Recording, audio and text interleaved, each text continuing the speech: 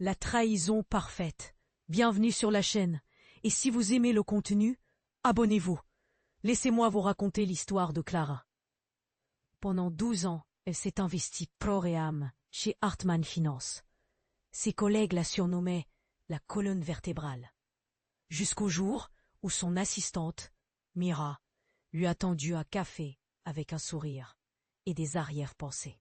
2 semaines plus tard, Clara restait pétrifiée dans la salle de réunion, tandis que Mira présentait sa nouvelle stratégie, chaque détail pillé dans ses dossiers privés. Quand Clara a protesté, le PDG a glissé une lettre de licenciement sur la table. Des erreurs coûteuses sur le compte Thomson, a-t-il déclaré. Ses propres tableaux, désormais trafiqués, s'étalaient sur l'écran. Cette nuit-là, Clara, dans son appartement plongé dans le noir, revoyait le triomphe de Mira. La promotion éclair, les plaintes au RH sur son tempérament, les emails compromettants envoyés de son compte qu'elle n'avait jamais écrits. Elle a ouvert son ordinateur, les doigts fermes. Première étape, récupérer les fichiers supprimés du serveur.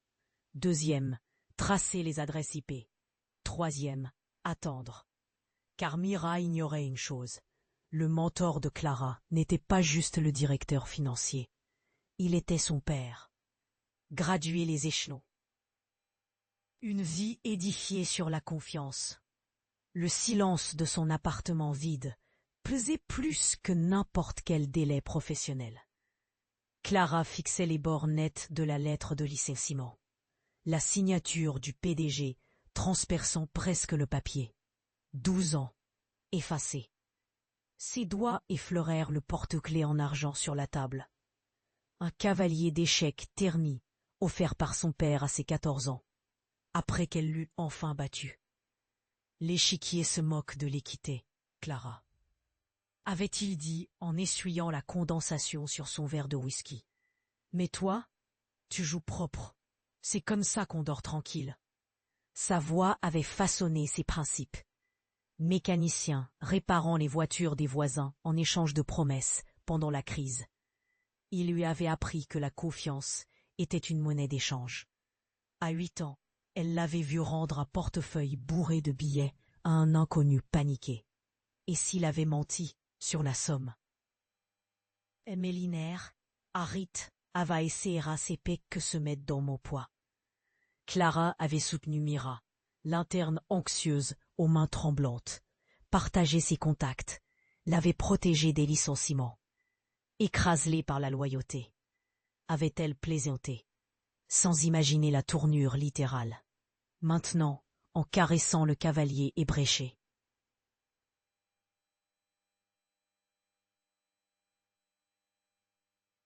En m'ouvrant les dossiers, à voyer qu'elle t'était brave, les pantalons dans leur prison. En même temps, en moulant un tarif en scène de jaloux, leur vin inidéal. De Mira à une cause n'est pas unique. C'est encore une pique en mèche. Cette nuit-là, journée plongée, en déhautement, épars, abonné.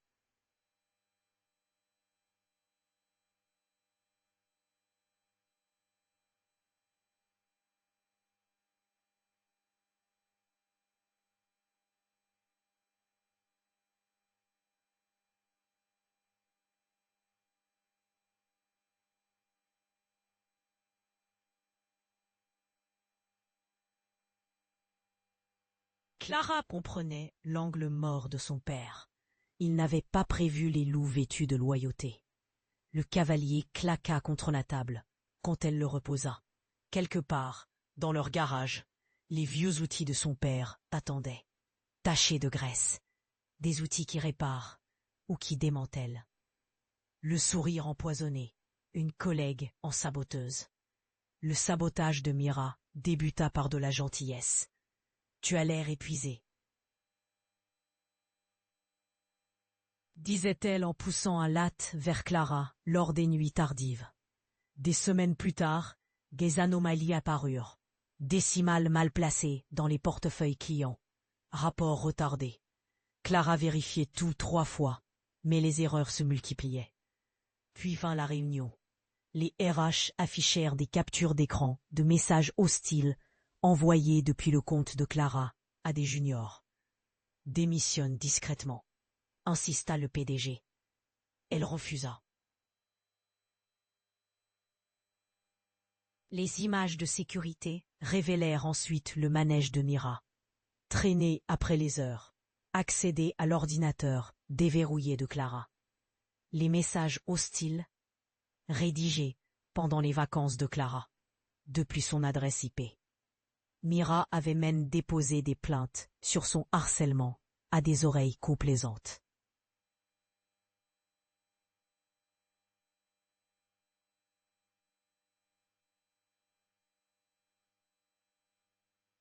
Quel big up la délicieuse! Au pire, elle peut trouver une sens. Peut-être un peu la bonne pour nous, vous faites des seuils ici? Oui. Éduqué? Nous souhaitons faire que nous jouerons? Peut-être moins seul, mais bien. Oui, y a pas d'Eloga? Encore? N'essayez pas. Fermentez la droite, naissons sinon. Peut-être un peu c'est. Oui. Il y avait encore une fois la bite y passe. Oui. Y a pas sauf. Et naissons Simon. Oui. La contre-attaque de Clara débuta dans le silence. Elle croisa les logs des serveurs avec les registres d'accès du bâtiment. Les badges de Mira correspondaient à chaque horaire de modification des fichiers. Les versions originales, stockées dans le cloud crypté de Clara, invalidaient les erreurs. Mais la touche magistrale vint d'un allié inattendu. L'agent d'entretien nocturne, qui avait vu Mira planter une clé USB dans le bureau de Clara. Son témoignage, enregistré sur un téléphone emprunté, détailla les appels chuchotés de Mira à une firme rivale. Clara emballa les preuves comme un audit financier, froid, irréfutable. Elle envoya le tout par email au conseil, au fiancé de Mira, en copie sur les documents clés, et au régulateur. Puis elle attendit. La fête de promotion de Mira battait son plein quand le téléphone du PDG vibra. Clara observa depuis sa voiture, en face, les gyrophares déchirant les vitres du bureau. La vengeance, comprit-elle, n'était pas ardente, elle était médico-légale. La chute, humiliation publique. La dernière traversée de Clara parmi les portes en verre de Hartmann s'apparentait à un cortège funèbre. La climatisation mordait sa peau, tandis que les collègues se cachaient dans leur box, yeux rivés aux écrans. La voix de Mira gazouilla derrière elle. « N'oublie pas tes plantes. » Une plante araignée, celle que Clara avait soignée depuis une bouture, s'écrasa dans le couloir, la terre éparpillée sur les carreaux luisants. Elle ramassa les éclats, doigts tremblants, sous le regard des vigiles. En bas, le hall fourmillait de bavardages de midi. Un analyste junior qu'elle avait formé figea, une bretzel à moitié mâchée collée à ses lèvres, tandis qu'elle passait. Dehors, la pluie estompait les trottoirs. Son téléphone s'illumina de notifications LinkedIn. Féliciter Mira Adams pour sa promotion au poste de vice-présidente senior. L'humiliation métastasait en silence. Les clients résilièrent leur contrat, invoquant des risques réputationnels. Ses anciens mentorés bloquèrent son numéro. Même son dentiste annula son rendez-vous, évoquant des conflits d'horaires. Au supermarché, les employés de Hartmann évitaient son chariot. Le pire arriva par email. Un avis sec du conseil scolaire la démettant de son rôle de trésorière. Inquiétude parentale, écrivait-on. La sœur de Mira, comprit Clara, présidait le comité. Pourtant, les carnets de son père renfermaient l'antidote. Quand la vérité est enterrée, elle ne meurt pas, elle attend. Elle organisa un rendez-vous avec le principal investisseur de Hartmann, armé d'historiques serveurs prouvant les manipulations de Mira. Les erreurs se corrigent, déclara-t-elle, projetant des tableaux non modifiés dans la salle du conseil. Elle remit à chaque dirigeant une clé USB contenant l'historique supprimé de Mira. Comment piéger quelqu'un pour détournement? Consulté 83 fois. La transparence, lança-t-elle écho de son père, est l'audit ultime. Son prochain mouvement fut plus discret. Elle envoya des copies imprimées des preuves à chaque voisin de Mira, y compris le club de lecture que celle-ci désirait intégrer. Clara apprit que la vérité voyage plus vite dans les chuchotements. Le fond du gouffre, un miroir brisé et un serment chuchoté. Le miroir de la salle de bain se fissura sous son poing. 7 ans de malheur, murmurèrent les éclats. Clara fixa le sang qui dégoulinait à travers les reflets fracturés. Une fille, une stratège, une idiote. En bas, les avis d'expulsion se mêlaient aux factures d'hôpital. La voix de son père, sortant du haut-parleur, grésilla. Le cancer du poumon s'est propagé, tandis que les photos de mariage de Mira envahissaient LinkedIn. Le fond du gouffre n'est pas un instant, c'est le sol sur lequel on reconstruit. Clara assembla les morceaux du miroir en mosaïque, chaque arête traçant sa prochaine étape. Elle téléchargea l'intégralité de la base client de Hartmann grâce aux anciens identifiants de son père, recoupant les faux rapports de Mira avec les contrats originaux. Un schéma émergea. Pot de vin dissimulé, société écran, fraude fiscale menant droit au PDG. À 3 heures du matin, elle prépara 2 enveloppes. La première, pour les enquêteurs fédéraux, détaillait les crimes financiers. La seconde, manuscrite, invitait les principaux clients de Hartmann à une réunion confidentielle, exposant les risques pris par l'équipe de Mira. Clara y joignit des clés USB préchargées de preuves, sachant que les riches détestent se sentir dupés. Son serment ne fut pas hurlé, mais encrypté dans des tableurs. Brûler leur confiance. Remplacer leurs mensonges par vos calculs. Quand le FBI perquisitionna les bureaux de Hartmann des semaines plus tard, Clara observa la scène depuis un café d'en face, sirotant un noir. Mira, les cheveux parfaits et bourriffés par le vent, fut emmenée par les agents. Clara envoya un mot à son père. Terminé. La réponse arriva aussitôt. Maintenant, vie. Une étincelle dans l'obscurité, l'artisanat d'un plan magistral.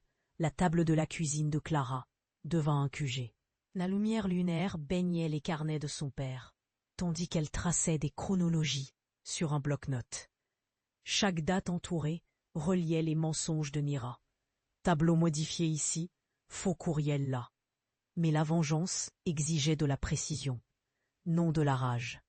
Elle prépara du thé, recoupant méthodiquement les logs des serveurs avec les enregistrements de sécurité. Le schéma apparut. Mira s'abordait toujours les projets après les réunions clients. Profitant des délais serrés, les doigts de Clara volèrent sur le clavier, restaurant chaque fichier corrompu depuis les sauvegardes cloud. À l'aube, 3 dossiers s'étalaient devant elle. Un pour le fisc, détaillant la fraude fiscale, un autre pour les clients prouvant les contrats violés, le dernier pour les RH exposant les plaintes secrètes de harcèlement de Mira. Le post-it de son père, la vérité colle, inspira la touche finale. Elle programma des courriels anonymes en vagues successives, garantissant que chaque révélation déclencherait la suivante. L'anniversaire de promotion de Mira, timing parfait. Clara répéta son discours devant le miroir fissuré. Tu as pris mon poste, je prendrai ta vérité. Elle expédia les documents au fisc, sans signature, sachant que les audits laissent des taches indélébiles. Pour les clients, elle créa un portail sécurisé avec des explications vidéo. Sa voix stable comme un scalpel de chirurgien. La pièce maîtresse vint du propre jeu de Mira. Un téléphone jetable envoya des captures d'écran des reçus d'hôtel du PDG à son épouse. Clara effaça la carte SIM, un sourire aux lèvres. Puis d'explosion. Juste un effondrement lent, inexorable. Quand midi sonna, elle appuya sur envoyer. Puis elle dormit, profondément, pour la première fois, depuis des mois. Semer les graines de la Roline. Les doigts de Clara dansaient sur le clavier de son appartement sombre. 3 écrans qui teintaient son visage d'une lueur bleutée. Les serveurs de Hartmann bourdonnaient à l'écran. D'anciens portails d'administration que les codes de son père déverrouillaient encore. Elle uploada des dossiers clients reconstitués dans le drive sécurisé de Mira. Chaque document truffé de métadonnées cachées, révélant les dates originales des fraudes. Puis, un script envoyant automatiquement au régulateur les modifications de Mira sur les tableurs clés. Le génie résidait dans les déclencheurs. Clara dupliqua la base client de Hartmann sur un cloud privé, lié à une ligne de signalement anonyme.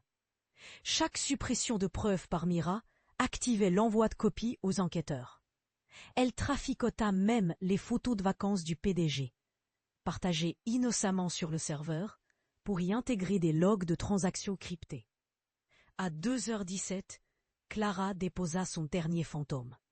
Elle ressuscita un canal Slack supprimé, y semant de faux éloges de Mira sur la comptabilité créative du PDG. Puis elle y abonna discrètement tous les chefs de service. 3 jours plus tard, les dominos tombèrent.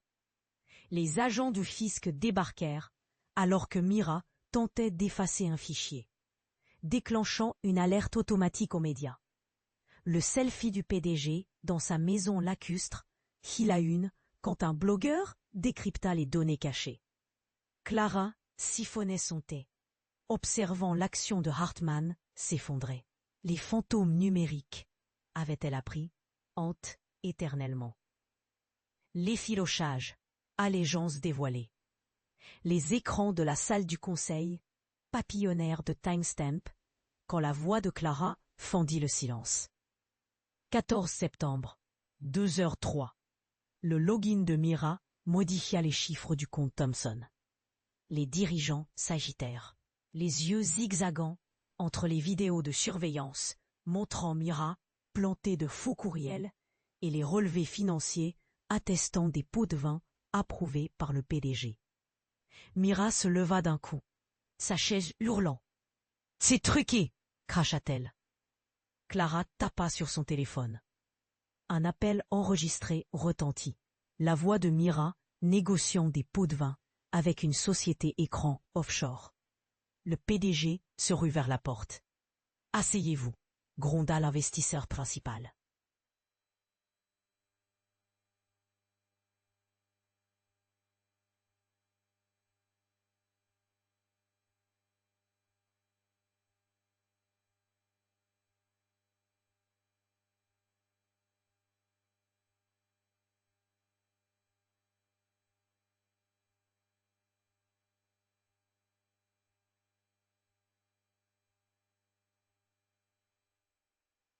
Ensuite, c'est le gênant canal de close.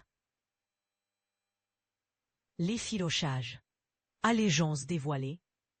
Les écrans de la salle du conseil papillonnèrent de timestamp quand la voix de Clara fendit le silence. Les dirigeantes s'agitèrent, observant l'action de Hartmann s'effondrer. Les écrans de la salle du conseil papillonnèrent de timestamp convoquent les auditeurs. Les preuves de Clara se déployèrent comme un origami. Chaque pli précis. Les métadonnées des serveurs attestèrent des modifications de Mira. Les chats cryptés révélèrent les accords tacites du PDG. Même le témoignage du concierge ressurgit, corroboré par les caméras du parking. À midi, les RH escortèrent Mira dehors, ses escarpins de créateur claquant un rythme creux.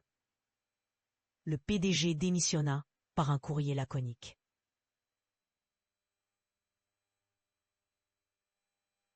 Clara resta impassible quand le conseil proposa sa réintégration. « Non », dit-elle en glissant une clé USB. « Partagez ça avec chaque employé avant 17h. » Le fichier renfermait des vérités brutes. Les plaintes pour harcèlement de Mira contre les juniors. L'évasion fiscale du PDG. Même les fraudes aux notes de frais. Le personnel de Hartmann s'embrasa sur les canaux Slack, transmettant des captures d'écran aux concurrents. Clara rentra, vitre baissée.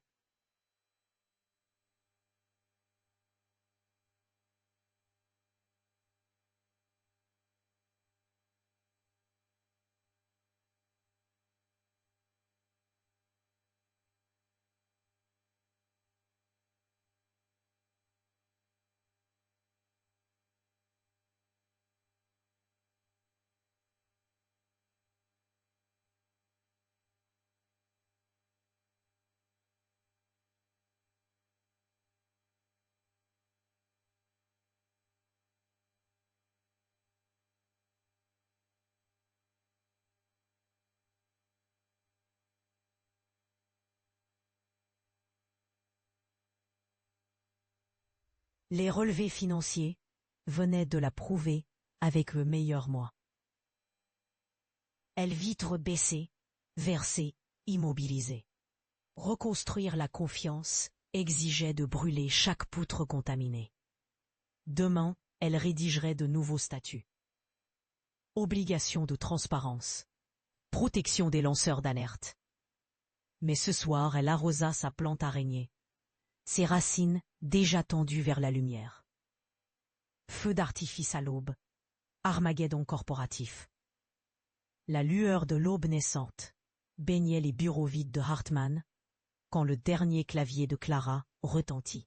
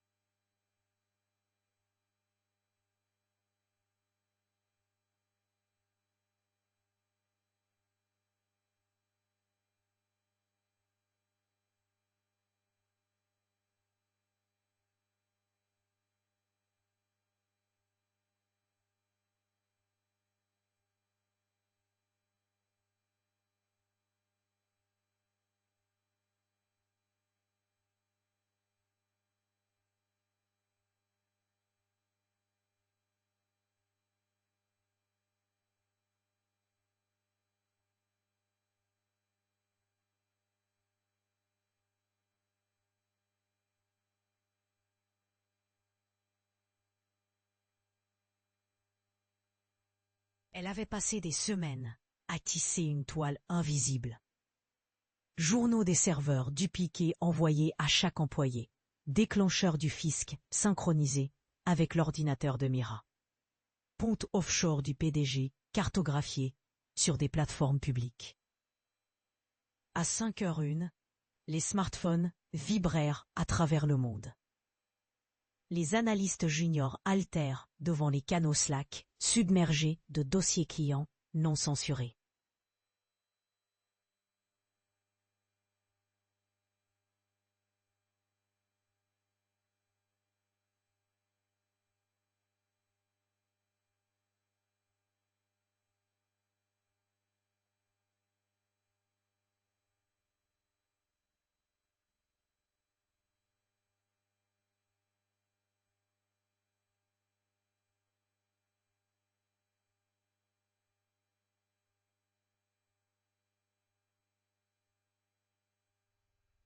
Elle avait passé des semaines à tisser une toile invisible. Journaux des serveurs dupliqués envoyés à chaque employé. Déclencheur du fisc synchronisé avec l'ordinateur de Mira. On convoque les auditeurs. Les preuves de Clara se déployèrent comme un origami. Déclencheur du fisc synchronisé avec l'ordinateur de Mira. Les investisseurs découvrirent des tableaux prouvant que leur portefeuille n'était que fumée. À l'aube, la réunion d'urgence du conseil tourna au cri. La voix de Mira, aiguë, sur haut-parleur. « Ce ne sont que des mensonges !» Clara sipait son café dans sa cuisine, observant le chaos en direct. Les caméras de sécurité montraient des agents du FBI déferlant dans le hall de Hartmann, tandis que des employés évacuaient des cartons. La démission du PDG devint virale avant midi. Les photos de mariage de Mira furent remplacées par des photos d'identité judiciaire au crépuscule.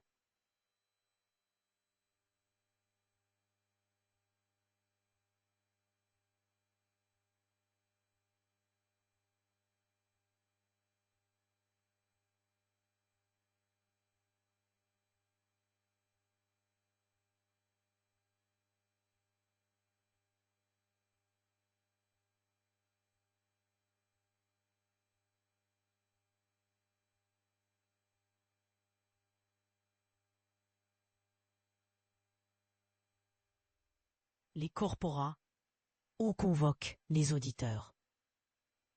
Les patrouilles étaient virales avant midi. On affrontait à ces réunions. Les chutements de recettes à l'air de fumée et rame. Clara était seule dans les syndicats mérites. La foi rejoint lui.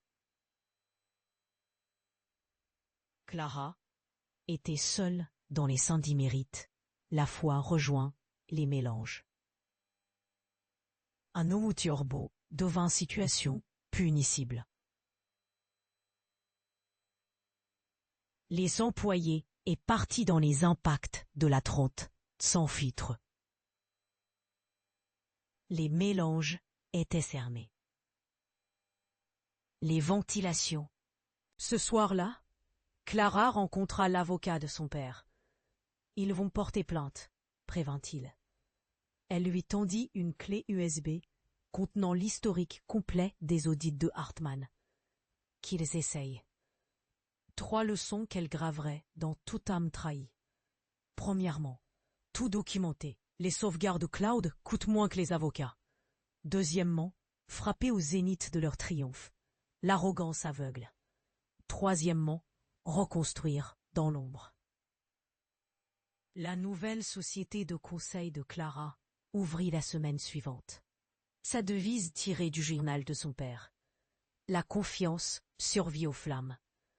Les clients suivirent, non par vengeance, mais par la lueur tranquille de l'intégrité restaurée.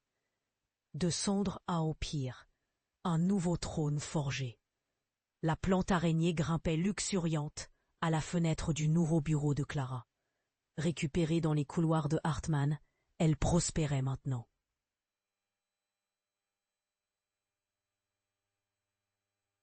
Une poignée de mains clients s'éternisa quand il déclara « Nous faisons confiance à vos chiffres ».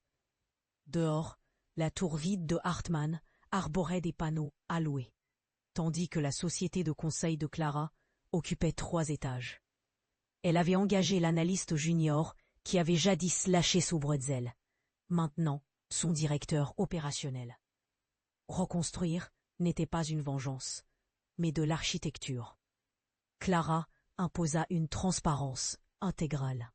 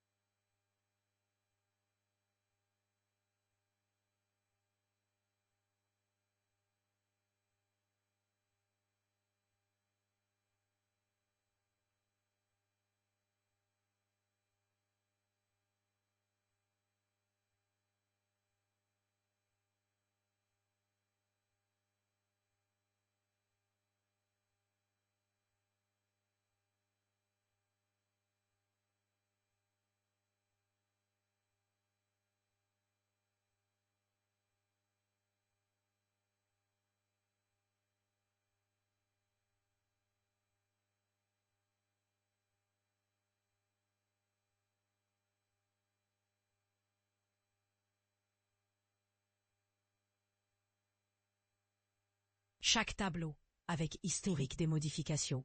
Chaque décision consignée. Quand un concurrent tenta de corrompre son équipe, ils lui remirent le chèque non ouvert. L'intégrité coûte moins cher, plaisanta son directeur. Les carnets de son père trônaient sur son bureau. Une page cornée marquée « Brûle la pourriture mais garde les graines ». Les clients devinrent partenaires. Les bénéfices financèrent la recherche contre le cancer. Au procès pour fraude de Mira, Clara soumit une lettre de recommandation. Non pour clémence, mais pour jurisprudence. Le juge cita sa phrase finale. La confiance ne se reconstruit pas en salle de conseil. Elle s'arrose chaque jour, comme les plantes.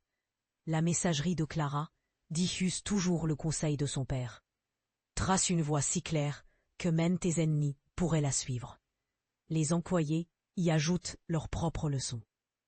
La dernière,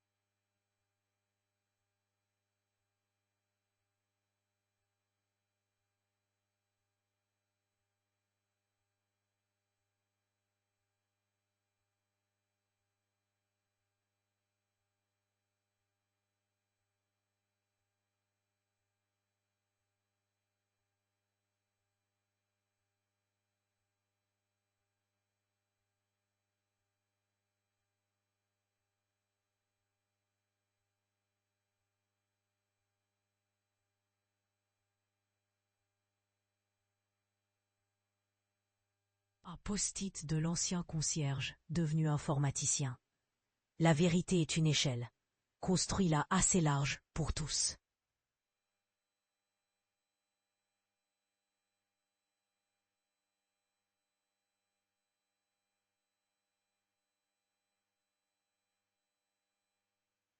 Un post-it de l'ancien concierge devenu informaticien.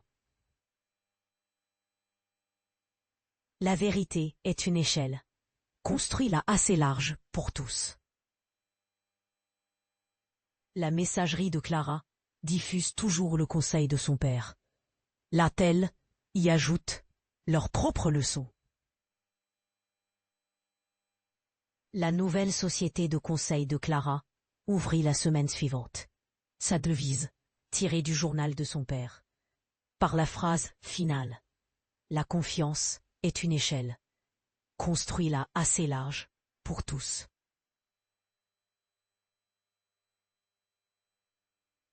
La messagerie de Clara n'était toujours le conseil. Elle ajoute leurs propres leçons. Là, dit nouveau Empire. Une poignée est dia pour tous. La dernière était elle. La deuxième.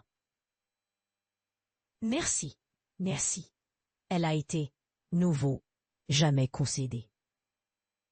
La dernière est nouveau.